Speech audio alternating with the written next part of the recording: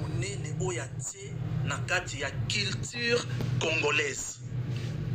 Na simana yango azalaki élevé to batombolaki ye na rang ya chevalier de l'ordre national du léopard.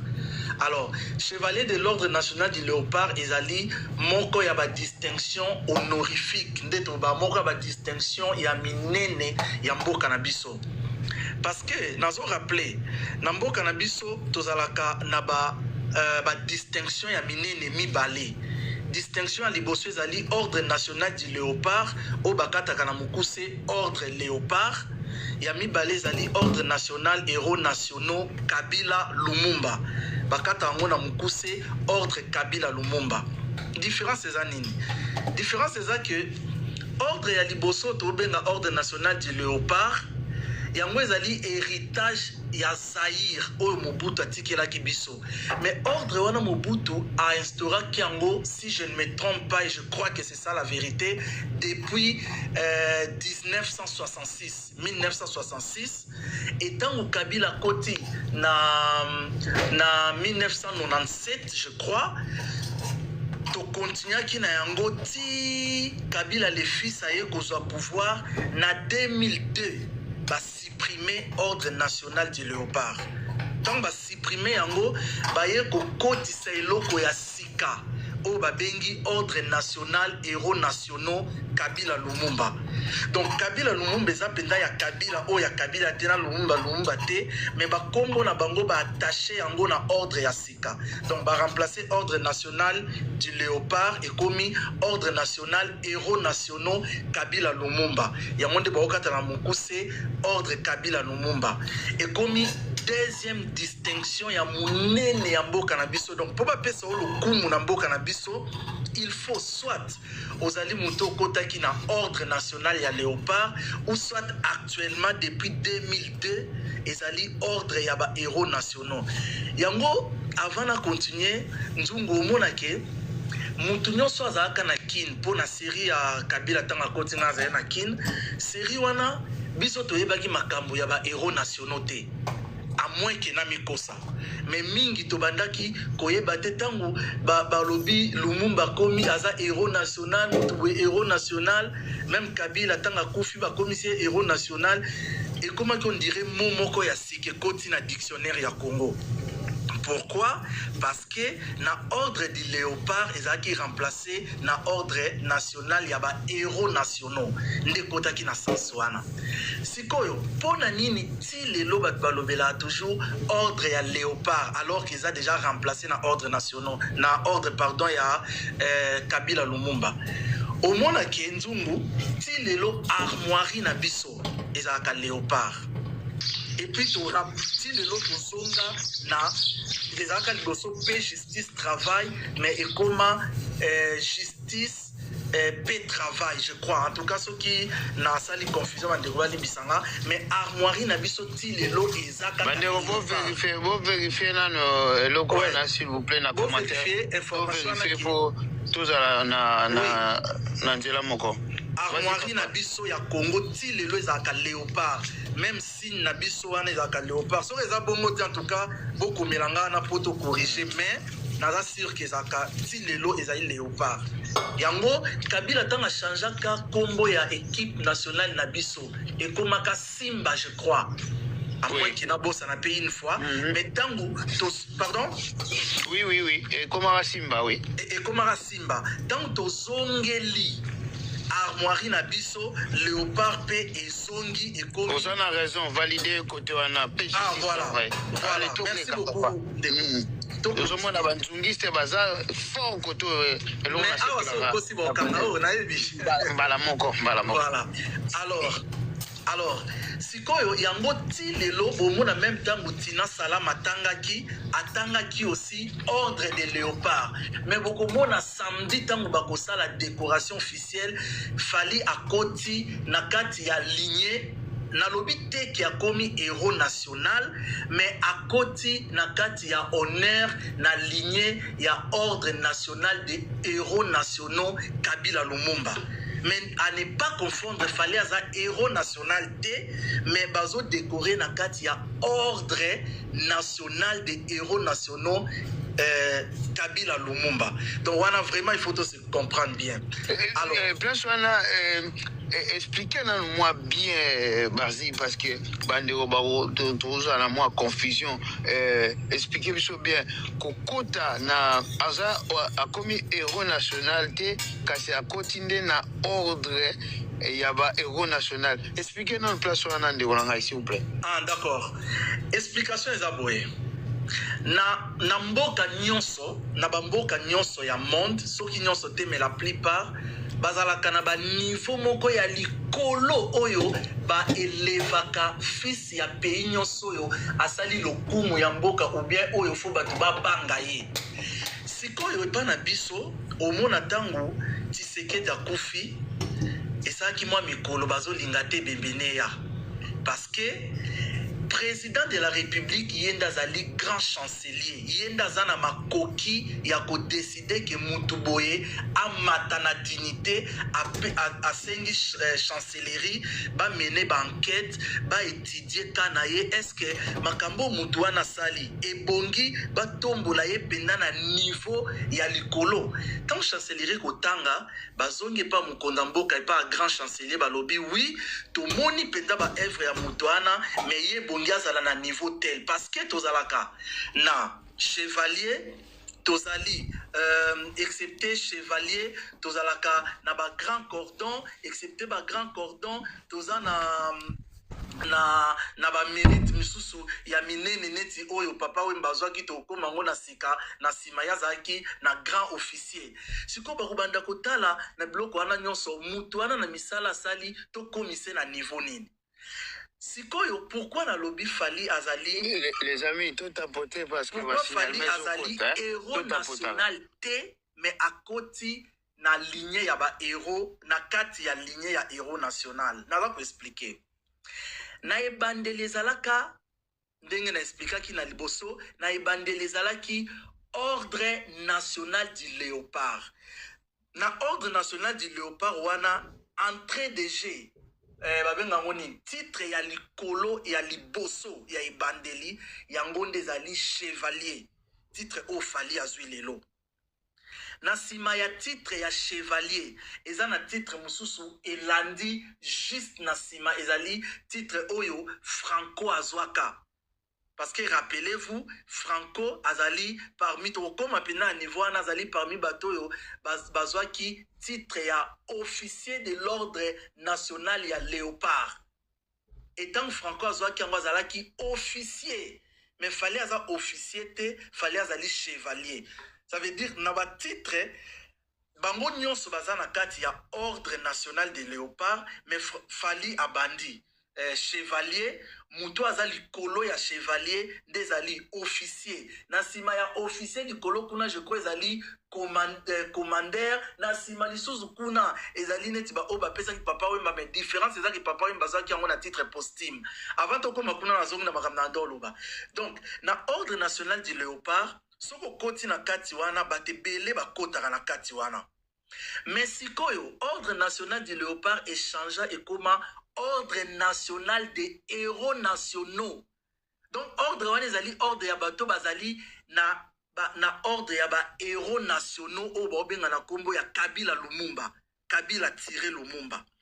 Donc soko koti na kati wana ezate ke mutu nyonso akoti na kati wana aza directement cordon ou bien aza directement pardon grand chancelier ou bien aza directement non na niveau ya grand chancelier zalaka ka neti ba président de la république neti bato ba héros nationaux na biso neti Lumumba Kabila et puis mutu mso akota ki na grand cordon ya honneur batombola ke zalaki Tshisekedi le père mais Luambo Makiadi ou bien Fali Ipupa ou bien Ndaye.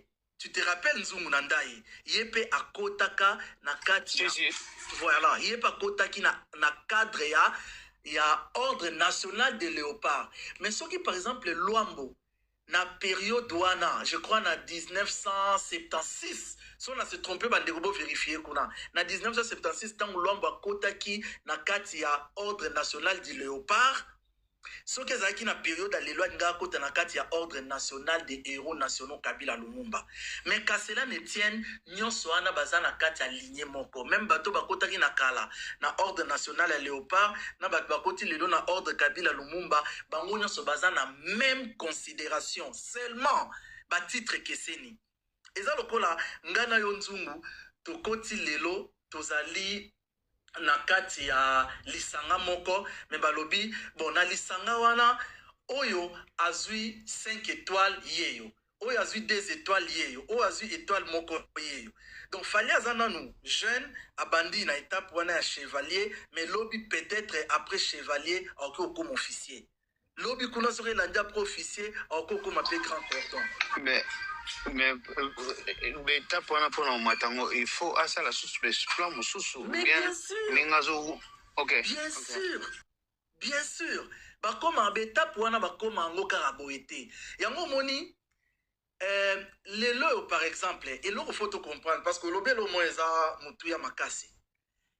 Quand est-ce qu'un artiste peut-il être admis mutuboki kondima ndenge nini ke pourquoi y a kota na kati ya lignée ya ba héros nationaux Kabila Lumumba wani za question mora munene omona eza na ba point belé o esala ke muta kota na kati ya biloko ana d'abord premièrement il faut y banzungu mutu ana il faut zala na rayonnement international so bobi rayonnement international eli koloba ba mona yo kaka te artiste munene na niveau ya Congo, na niveau ya Brazzaville, to na niveau ya Côte d'Ivoire na Afrika wate. Mais ba mona yo ke opeli moto na niveau mondial, batu nyonso bazo lela yo ya pepa na bango. Donc ba mona ba komi na zuwa po na nini ozaka ka congolais et bonga ki yo zala pe ivoirien, bonga ko zala américain, bonga ko zala français, batu ba komi ko yango tozomona pa fali poupa parce que ba ivoirien bazo koluka bango pe fallait poupa azane ivoirien ba gabonais pareil voilà. Donc mais, OK awa nzungu na lingina za vraiment les plus net possible donc tout le banane cap d'état général donc il faut d'abord rayonnement international et puis deuxièmement contribution à la culture congolaise contribution à yo na culture congolaise ezanine bomo na kenzungu tant on va notanga biloko ana batu mingi boza comme l'impression ba otuna mais babiloko nyonso otango mutu lokola Kofi sa sala ngo mais pona nini nano azia ngo te question ana yebi ke yo otuna ngo mais to répondre on a sima donc rayonnement international phase anango contribution culturelle pe na niveau mboka na biso il faut anango batu ninga quels sont les avantages qu'il va bénéficier en tant que décorateur. Nzungu, question à la Kanango, Kanango, autour de très important. Alors, et là, Moussoussou. Maintenant, Bobby, à part contribution, il faut impact, il y a image, il y a moutou, et impacter sur les pays. En français, l'impact de l'image du décoré, il faut un impact sur l'image du pays. Oui, muto bazo décoré, il faut image naie et ça, qu'est-ce que je vais dire? L'impact de son image sur l'image du pays. Au moni mutoloko la Kofi lelo. Kofi a un rayonnement moka makasi na niveau international. Kofi azali na contribution makasi na culture congolaise. Mais ce qui joue na défaveur ya Kofi ezali, son image est ternie par l'emprisonnement, maltraitance ya ba fille, makambo mabe belé sali ke ezo ternir na image nesiko image ya Kofi ezo ko impacter négativement na image ya pays. Je m'excuse so bande ko ba mona na mabe, mais na lina za la vraiment pembe le plus possible nzumu. Tu vois? Parce que l'impact, il y a l'image de Moutou, et ça peut être très important. Et aussi, une carrière remarquable et durable. Or, Kofi Azana, carrière moko, très remarquable et Kofi a une carrière moko durable. Les loyaux, bandeko bo vérifier les ngana c'est Kofi a plus de 40 ans, a presque 45 ans de carrière. Ça veut dire carrière à Kofi est moulaï, est durable sur le temps. Et puis carrière n'est pas très remarquable. Mais bon, Michigan m'abé désolé, mais surtout moni image ya Kofi par rapport à Oyaza Lelo, azo ternir image naie de plus en plus. Désolé Michigan vraiment mais je pense que image quelque part côté Waneza Mabé. Maintenant, nous allons poursuivre. Bonjour Kanga.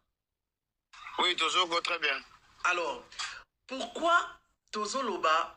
Parce que te belé bazwa na bango déjà ba médaille. Mutazu médaille à liboso bien moto yo ba décoré na kati ya ordre de léopard eza nango falité. Eza nango falité. Mais pourquoi ya fali eza exceptionnel? Depuis Congo eza Congo, jamais un artiste, non bien un artiste, même si un peintre, même ba liolo kutazwa pe angote, même banda ba papa na biso ba wendo banda ba nani, jamais Moutazala déjà cerné na deux distinctions différentes au même moment. Jamais.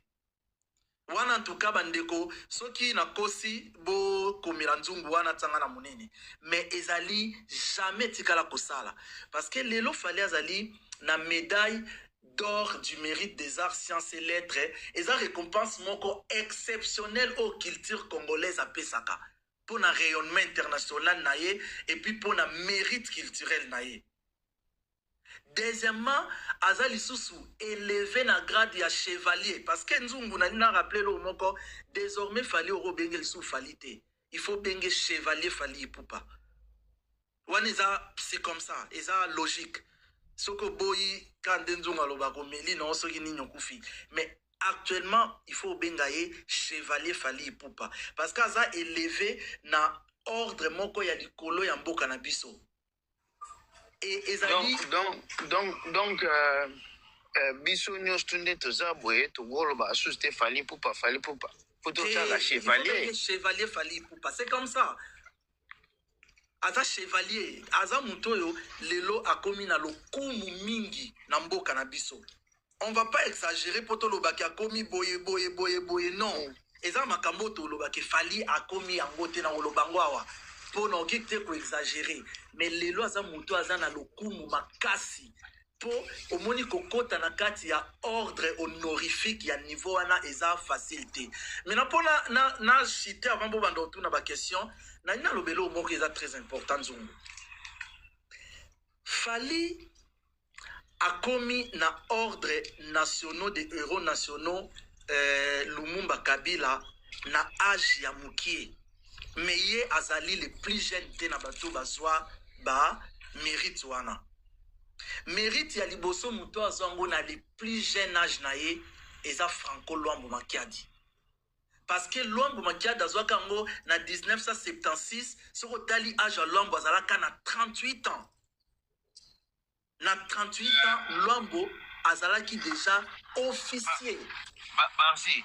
oui litozonga mwa moke na sima pour que to faire comprendre aussi batu au bazolanda biso création il y a ordre il y a l'ordre ezaki na 1966 c'est ça 1966 oui après Chita Mobutu na 2002 régime monsieur Chita Mobutu ezali na 1997 97 2002 ezalaki sous Laurent Désiré Kabila. Oui, ti 2001. Ti 2001 Kabila. Ya on va sauver ngo héros national Kabila Lumumba. Non. Depuis 1997 tangu Mobutu akei Kabila le père azui ezalaki kaka ordre national du léopard. Muta changeant ezali Kabila le fils. Tangu Kabila le père akufi na 2001. Tangu akufi oui, c'est vrai. Oui, Kabila. Ouais, Kabila le fils, hein. Oui. Fils Moutai a commission Kabila Lumumba. Oui, parce que bakomisaki Kabila héros national, Lumumba pe héros national. Rappelez-vous, Nathan Mobutu, Lumumba toanda kobenga ba héros national te. Tozaka na appellation anate. Mon cher, à moins que Batouba contredire nga, moi ya héros national et comme le roi dictionnaire à Sikana Congo, tango Kabila koti. Et puis Kabila Bamatisi est héros national, tant que comme ko comparer na Lumumba, bazaki na presque parcours moko. Ndé na 2002 ba changer ordre national ya Léopard et commis ordre national héros nationaux Kabila Lumumba. Donc Kabila Lumumba bango ba héros nationaux ya liboso, mutu nyonso aokota na ligne wana komi mokitani na bango. Ndé toloba na lingala. Très bien. Et tango Félix Ayende a tué l'ordre national à Léopard, c'est ça? Non, tango Félix Ayende, toujours continuer na ordre national, héros nationaux Kabila Lumumba, mais héros Lumumba ça les alliés que tango que ça li constitution na biso. Tolongoni armoirie na biso ya Lyon, tozongisi armoirie ya Léopard ya Sera Mobutu. Vous comprenez? Oui. Tozongisi yango et Tshisekedi a continué nango peut-être ndenge ba réfléchir ko changer constitution, il se pourrait que makamusu se changer mais jusque là to demeurer kaka na armoirie à Léopard. Jusque là to demeurer nango. Yango na pas so comprendre to poursuivre ou bien oui, vas-y. Voilà. Sikoyo Franco na otangelo juste batumoko 4 ou 5 pour te comprendre historique wana pourquoi tolo ba ya faleza exceptionnel. Franco na 1976 Mobutu a décoré qui est officier de l'ordre national du Léopard. Lelo fali ba décoré chevalier de l'ordre national du Léopard, mais Franco ba décoré qui est officier de l'ordre national du Léopard azaki na 38 ans. Très jeune. Parce que les lois batouya mon boye baté. Franco Zaki très jeune tango ba cerné titre wana. Mais particularité Zaki ni. Franco Zaki considéré comme l'un des pères de la rumba congolaise moderne. Non bien l'un des pères parce que les pères de la rumba jusque là ils alaka wendo kolosoi. Soki mutu a obina kosi akoma kuna senzungu a atala. Wendo Koloso indazalaka père de la rumba. Malheureusement, Nzungu, eloka mawezake, nabane na ye entre 50 na 55 ans ya Wendo Kolosoi, Mobutu a reconnaîtra qui est comme père ya rumba congolaise, mais jamais atikala kokota na ordre de Léopard. Mais en 1973, je crois, régime ya Mobutu, bazwa ki Wendo, pesa qui est honneur pour akota na kati ya nani ya théâtre national. Ozoe ba makambu ya compagnie du théâtre national. Na ebite so ozoe ba iso eloko wana. Très bien. Wendo Kolosoi na 1973 je crois ba kotisa ka siko na kati ya compagnie du théâtre national. Ba reconnaître ye na honneur wana comme fondateur ya musique congolaise. Mais atikala jamais kokota na ordre national. Et pourtant, en 1973, wana, déjà Mobutu a créé un ordre national du Léopard. Mais jamais reconnaîtra Wendo comme Moko Nakati a ordre national du Léopard. Mais Franco, en 1976, Mobutu a reconnaître comme officier de l'ordre national du Léopard. C'est pourquoi mon île de l'OTAN to kontaka batamine nakati ya musique na biso ba kontaka Franco koleka Wendo. Parce que Franco est considéré comme l'un des pères de la rumba congolaise moderne, muta modernizango, mais Wendo est comme fondateur ya rumba, ya musique congolaise. Mais à ce titre c'est quoi yo? Fali alandi na sima ya Franco pour à ce titre wana na 48 ans, je crois. Ah comme na 48 ans. Hein, Nzungu? Oui. Fali na 48 ans, azui ordre mon côté, azui loko mon côté, mazui mi balé. Ordre national du Léopard na mérite ya art et sciences et lettres pour bapesaye médaille d'or. Yango moni ya fali zobima beaucoup plus likolo parce que azui au même moment deux titres, médaille d'or na grade ya chevalier. Mais na kati ya ordre national plutôt, ya ba héros nationaux Lumumba Kabila, officier aza likolo ya chevalier. Ozo comprendre? Donc Luambo azwa officier eza likolo ya chevalier au fali azwa. Mais Luambo azwa médaille d'or te. N'habite son azwa se faire comprendre. Luambo azwa médaille d'or du mérite art. Très bien, toujours la note kitoko. Azwa yango te.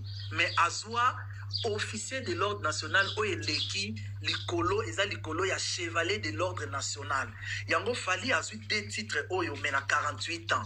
Jibe mpiana pe na 2015 tant bazwaka na bakofi na baweranson Jibe azalaka na 48 ans na 2015. Bandeko ba vérifier kuna wera azalaka na 50 ans. Kofi je crois azalaka na ebiti soki na 61 ans et tout. Wera azwaka médaille mais il y a or te azwaka ya bronze. JBP azwaka ya bronze yango basilika rakutu. Basilika rape non? Basilika makasi. Et puis eloko siko foyeba eloko etsaka mwa polémique ezaki wera tanga azwaka yango particularité ya wera ezaki bareconnaîtraka ye comme figure majeure du mouvement Wenge. Balobi na azwaka ya argent. Oui, il y a argent ndeko, merci. La donna na Congo baza raison azwaka ya argent.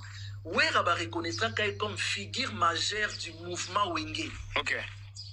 Mais JB yango Monzungu na ndema mabete bandeko basilikate mona mona on dirait JB za ki récompense moko yo omoni ba pesi wera bon ba pesa épée parce que JB balobaka ke azali moko oyo a participé na kata rumba na ndombolo ya Congo.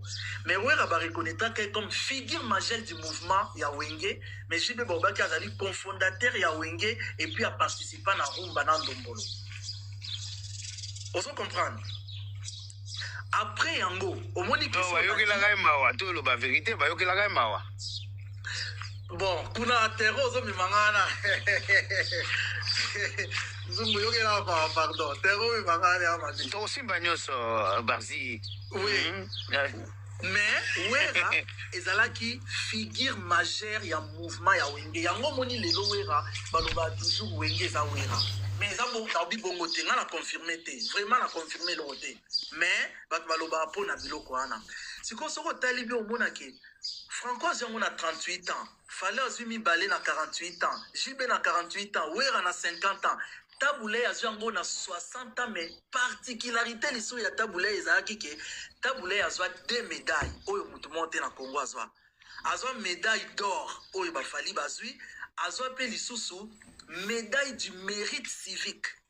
Rappelle-toi, Taboulé, bapesaka ye médaille ya mérite civique. Bien avant même comme na poste bapesaki ye wana ya nini? Ya gouverneur, non pas gouverneur, azaki nini? Azaka gouverneur azaka gouverneur taza. Oui, azaka gouverneur hein? Gouverneur ou bien nani à côté ya Kibanze ki bourgmestre? Bourgmestre. Bandeko boye debiso. Non, vice-gouverneur. Vice-gouverneur, hein? Voilà.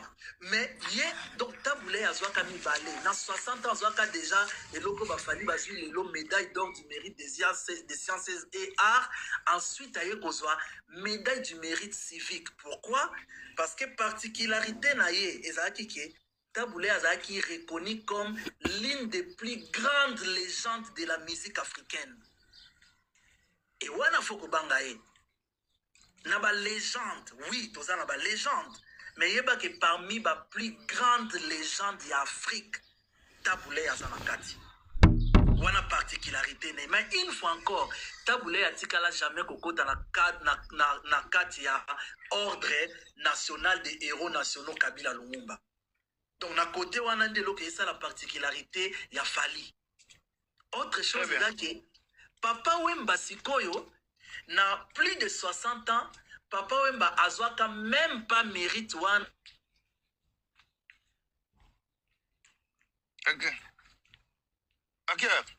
Oh.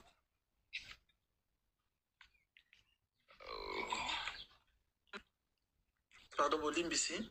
Oui. Ah. Papa Wemba. Papa Wemba, en tout cas, Bandeko, place à Bolandanga, Papa Wemba a plus de 60 ans. Azwaki Obabengaka reconnaissance mondiale comme ambassadeur de la SAP et puis ambassadeur de la Rumba. Mais à titre posthume, Papa Wemba Azwaki rang à Kotaki Nakati, il y a rang de grand officier. Grand officier et l'équipe titre Oyo. Franco Azwaki et l'équipe titre Oyo. Fali Azui et l'équipe titre Oyo. Mon côté musicien, mon côté artiste, mon côté Azwa na Congo.